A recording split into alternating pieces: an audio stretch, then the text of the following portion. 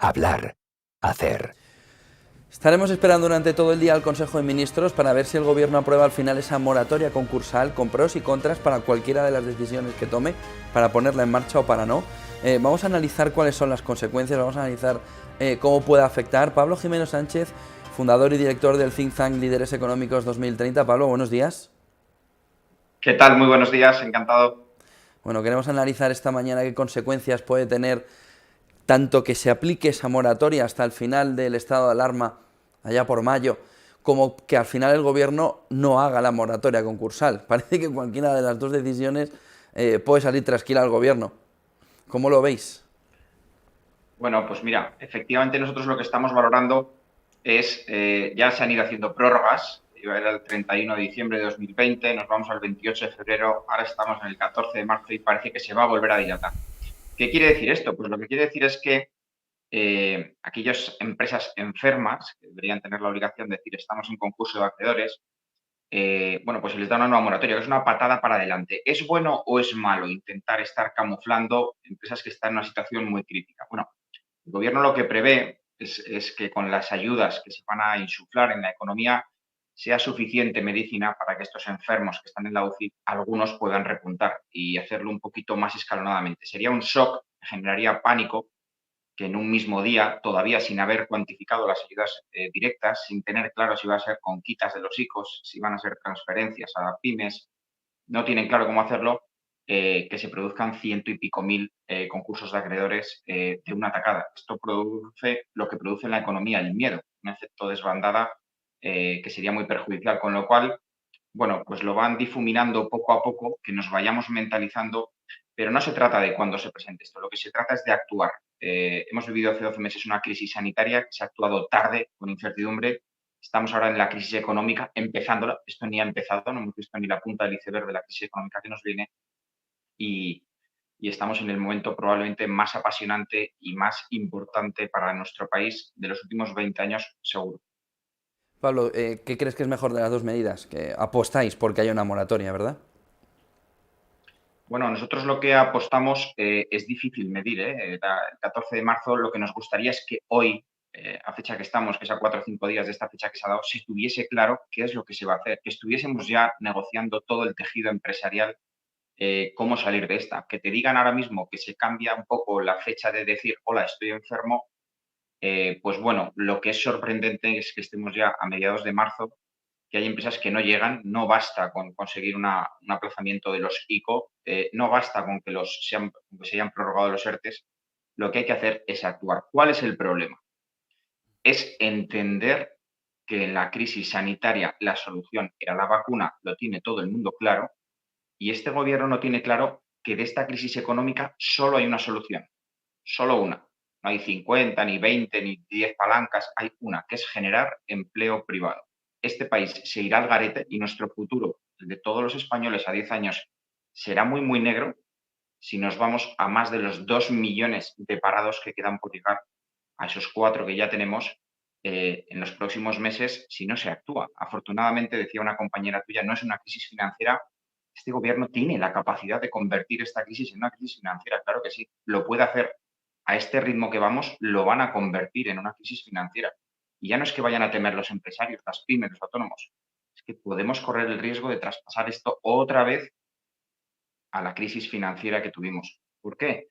Pues porque si se agrava el número de enfermos, hay un dato, hace 10 años fue la prima de riesgo, ahora va a ser la tasa de morosidad, lo que va a ir creciendo y creciendo y creciendo. Y lo que hay que hacer es paralizarla para que nuestros datos del paro sean simplemente que se pueda seguir girando la rueda, que este país siga funcionando. No es sostenible si nos vamos a 11 millones de trabajadores por cuenta ajena que tengan que mantener a 35 millones de personas que no van a estar en la cuenta ajena, entre los que incluyo parados, funcionarios, pensionistas, estudiantes, ERTES. Es que no se sostiene, no es posible. Con lo cual, hay que generar empleo privado. Y empecemos ya, o nos va a pasar como nos ha pasado con la crisis sanitaria, que estaremos a la cola.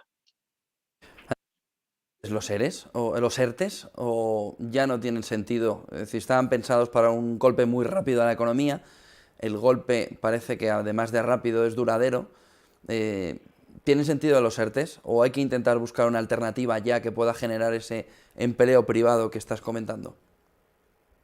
Vamos a ver, los ERTE son como el paracetamol. Yo creo que ha sido un buen mecanismo que ha funcionado, ha cumplido su función, ha ayudado, sin lugar a dudas, pero los ERTE estamos en 900.000 personas en un ERTE ahora mismo. Esto es más que los que había hace 2 meses y de lo que se trata es justo de lo contrario, de aplicar unas medidas para que el número de personas en ERTE se vaya reduciendo. Si lo que vamos es increciendo, lo que hay que hacer no es crear subsidios, hay que crear empleos y lo están confundiendo.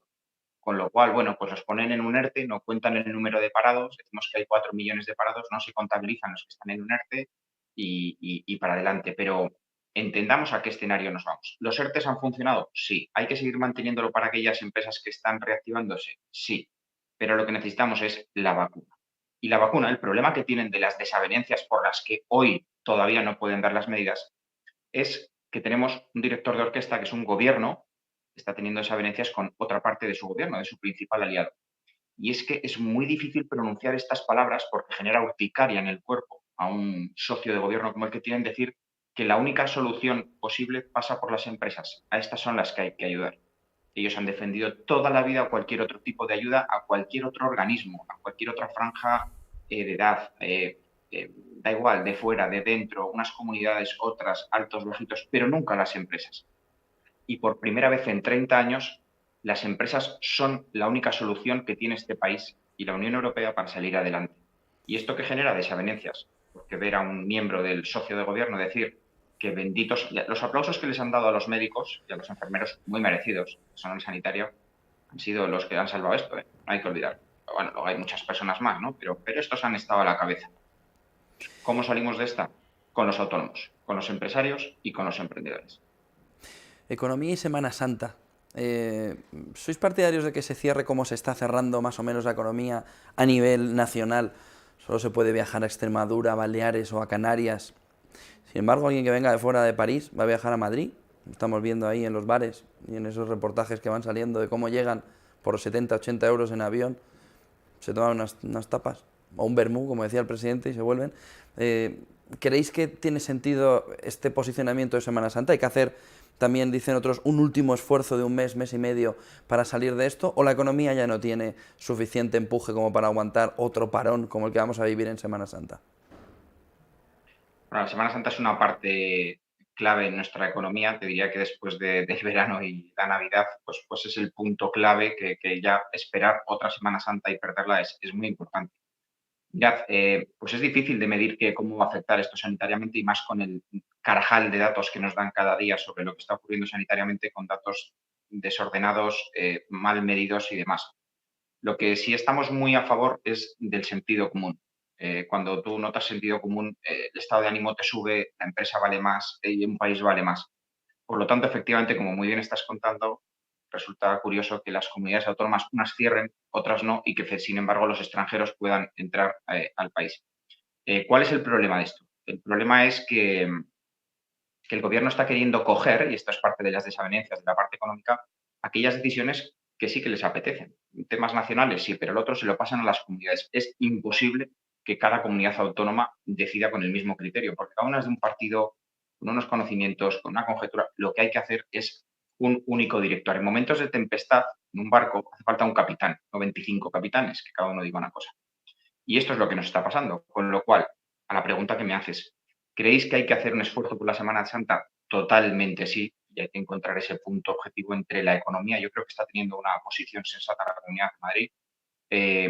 Bueno, pues intentando medir algo razonable, cuidando lo sanitario, defendiendo la parte económica, y esto es lo que habría que hacer. El problema es que ver un telediario es como ver, bueno, pues no sé, una situación muy compleja. Ver a cada presidente de comunidad lo que va a hacer es un guirigay, no tiene sentido y los resultados seguramente sean malos para todos.